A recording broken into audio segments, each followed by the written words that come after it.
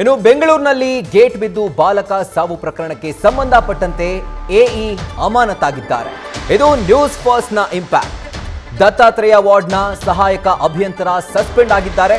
ಇನ್ನು ಕರ್ತವ್ಯ ನಿರ್ಲಕ್ಷ್ಯ ಸರಿಯಾಗಿ ನಿರ್ವಹಣೆ ಮಾಡದ ಆರೋಪದಡಿಯಲ್ಲಿ ಅವರನ್ನ ಸಸ್ಪೆಂಡ್ ಮಾಡಲಾಗಿದೆ.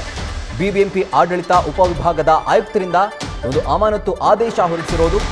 ಟಿ ಶ್ರೀನಿವಾಸ್ ರಾಜು ಸೇವೆಯಿಂದ ಅಮಾನತುಗೊಂಡಂತಹ ಅಸಿಸ್ಟೆಂಟ್ ಇಂಜಿನಿಯರ್ ಆಗಿದ್ದಾರೆ. ಇನ್ನು ಬಿಬಿಎಂಪಿ ಗ್ರೌಂಡ್ನಲ್ಲಿ ಗೇಟ್ ಬಿದ್ದು ಬಾಲಕ ಸಾವನ್ನಪ್ಪಿದ್ದ ಹಾಗೂ ಆ ಒಂದು ಸಾವಿಗೆ ಸಂಬಂಧಪಟ್ಟಂತೆ ಆ ಒಂದು ಪ್ರಕರಣಕ್ಕೆ ಸಂಬಂಧಪಟ್ಟಂತೆ ಇದೀಗ ಎಇ ಸಸ್ಪೆಂಡ್ ಆಗಿದ್ದಾರೆ. ಇದು ನ್ಯೂಸ್ ಫಸ್ಟ್ ನ ಇಂಪ್ಯಾಕ್ಟ್. ಸೊ ನೋಡ್ತಿರಬಹುದು, ಆದೇಶದ ಪ್ರತೀಗ ನ್ಯೂಸ್ ಫಸ್ಟ್ಗೆ ಲಭ್ಯವಾಗಿದೆ.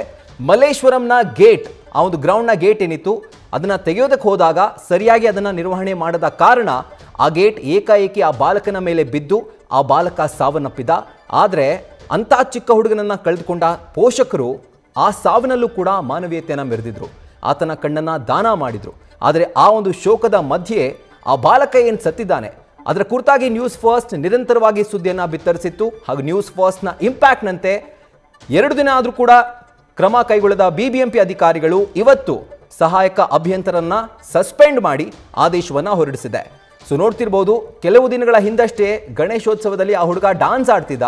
ಆದರೆ ಅದಾಗಿ ಕೆಲವೇ ದಿನಗಳಲ್ಲಿ ಗೇಟ್ ಬಿದ್ದು ಬಿಬಿಎಂಪಿಯ ದಿವ್ಯ ನಿರ್ಲಕ್ಷ್ಯದಿಂದ ಗೇಟ್ ಆತನ ಮೇಲೆ ಬಿದ್ದು ಆ ಬಾಲಕ ಸಾವನ್ನಪ್ಪಿದ್ದ. ಗ್ರೌಂಡ್ಗೆ ಆಟಕ್ಕೆ ಹೋದಂತಹ ಸಂದರ್ಭದಲ್ಲಿ ಗೇಟನ್ನು ಯುವಕ ಓಪನ್ ಮಾಡ್ತಾನೆ ನಿರಂಜನ್. ಅದಾದ ನಂತರ ಸರಿಯಾಗಿ ಆ ಗೇಟನ್ನು ಅಥವಾ ಗ್ರೌಂಡನ್ನು ಬಿಬಿಎಂಪಿ ಸಿಬ್ಬಂದಿ ನಿರ್ವಹಣೆ ಮಾಡದ ಕಾರಣ ಆ ಗೇಟ್ ಆತನ ಮೇಲೆ ಬಿದ್ದು ಆತ ಸಾವನ್ನಪ್ಪಿದ್ದ. ಹಾಗೂ ಈ ಪ್ರಕರಣಕ್ಕೆ ಸಂಬಂಧಪಟ್ಟಂತೆ ಎಇ ಈಗ ಸದ್ಯಕ್ಕೆ ಸಸ್ಪೆಂಡ್ ಆಗಿದ್ದಾರೆ.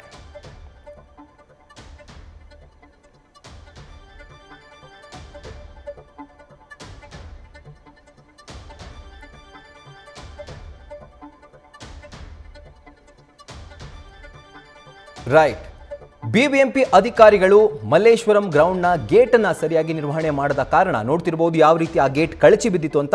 ಇದೇ ಗೇಟ್ ಬಾಲಕ ನಿರಂಜನ್ ಮೇಲೆ ಬಿದ್ದಿತ್ತು. ಆತ ಗೇಟನ್ನು ಓಪನ್ ಮಾಡುವಂತಹ ಸಂದರ್ಭದಲ್ಲಿ ಗೇಟ್ ಲೂಸ್ ಆಗಿತ್ತು ಅಂತಾನೋ ಅಥವಾ ಸರಿಯಾಗಿ ಅದನ್ನು ಮೇಂಟೈನ್ ಮಾಡಿಲ್ಲ ಅಂತಾನೋ ಏನೋ ಆ ಗೇಟ್ ಆತನ ಮೇಲೆ ಬಿದ್ದಿತ್ತು. ಗೇಟ್ ಬಿದ್ದಂತಹ ರಭಸಕ್ಕೆ ಆ ಬಾಲಕ ಅಲ್ಲೇ ಸಾವನ್ನಪ್ಪಿದ್ದ. ಆದರೆ ಈಗ ಆತನ ಸಾವಿಗೆ ನ್ಯಾಯ ಸಿಗಬೇಕು, ಯಾರ್ಯಾರು ತಪ್ಪಿತಸ್ಥರಿದ್ದಾರೆ ಅವರಿಗೆ ಶಿಕ್ಷೆ ಆಗಬೇಕು ಅಂತ ಹೇಳಿ ನ್ಯೂಸ್ ಫಸ್ಟ್ ನಿರಂತರವಾಗಿ ಸುದ್ದಿಯನ್ನ ಬಿತ್ತರಿಸಿತ್ತು. ಇದು ನ್ಯೂಸ್ ಫಸ್ಟ್ ನ ಇಂಪ್ಯಾಕ್ಟ್ ಆಗಿ ಇವತ್ತು ಸಹಾಯಕ ಅಭಿಯಂತರ ಟಿ ಶ್ರೀನಿವಾಸ್ ರಾಜು ಅವರನ್ನ ಅಮಾನತು ಮಾಡಲಾಗಿದೆ. ಹಾಗೂ ಅಮಾನತನ್ನ ಮಾಡಿ ಬಿಬಿಎಂಪಿ ಆಡಳಿತ ಉಪವಿಭಾಗದ ಆಯುಕ್ತರಿಂದ ಈಗ ಆದೇಶ ಹೊರಡಿರೋದು.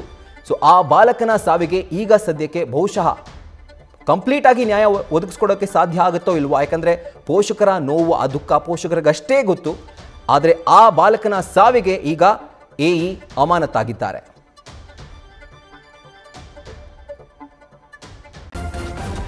ನ್ಯೂಸ್ ಫಸ್ಟ್ ನಿರ್ಭೀತಿಯಿಂದ ನಿಮ್ಮ ಪರವಾಗಿ.